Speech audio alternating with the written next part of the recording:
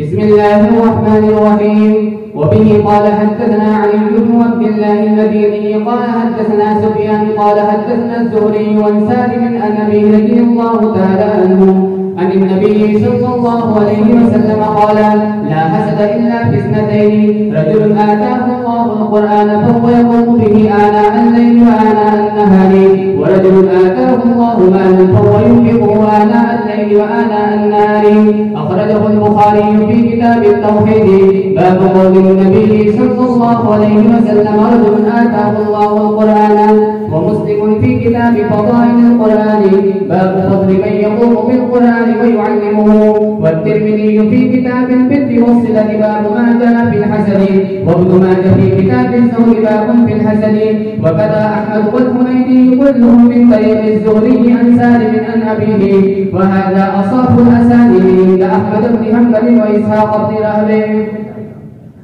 وبه قال أخبرنا عبيد الله بن سعيد قال حدثنا حماد بن مسعدة عن أشعث عن محمد يعني بن سيرين عن أبيدة عن علي رضي الله تعالى عنهما قال: نهاني النبي صلى الله عليه وسلم عن القسي والحليب وخاتم الذهب وأن أقرأ وأنا راكعا، وقال مرة أخرى وأن أقرأ راكعا. أخرجه النسائي في كتاب الصلاة باب النهي عن القراءة في الركوع وكذا في الكبرى، وهذا أصح الأسانيد عند علي بن المديني والفلاس وسليمان بن حرب. وبه قال حدثنا عبدان والنبي حمزة عن الأعمش عن إبراهيم عن علقمة قال: بين أنا أمشي مع عبد الله فقال: كنا مع النبي صلى الله عليه وسلم فقال: يا معشر الشباب من استطاع منكم الباءة فليتزوج فإنه أغض للبصر وأحسن للفرج، ومن لم يستطع فعليه بالصوم فإنه له غذاء. قال أبو عبد الله: الباءة والنكاح. أخرجه البخاري في كتاب الصوم باب الصوم لمن خاف على نفسه العزوبة، ومسلم وابو داود والنسائي، وهذا أصح الأسانيد عند يحيى بن معين.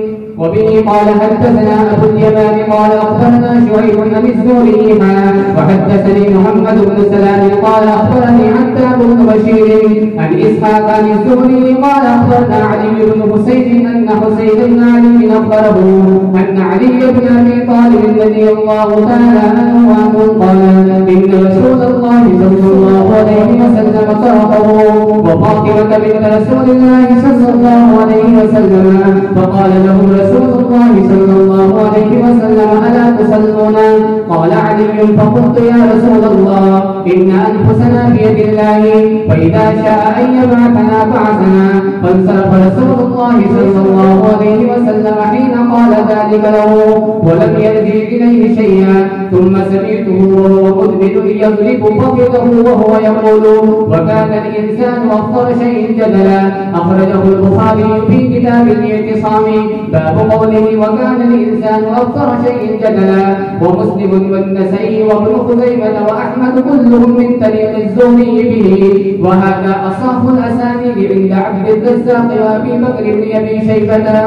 وبه قال حدثنا محمد بن إدريس الشافعي قال أخبرنا مالك النافع عن ابن عمر رضي الله تعالى عنهما قال: إن رسول الله صلى الله عليه وسلم قال: لا يبيع بعضهم على بيع بعض، ونهى عن النجش، ونهى عن بيع حبل الحبلة، ونهى عن المزابنة.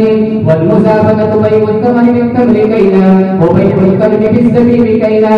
أخرجه أحمد، وهذا أصح الأسانيد عند محمد بن إسماعيل البخاري رحمه الله تعالى. السلام عليكم.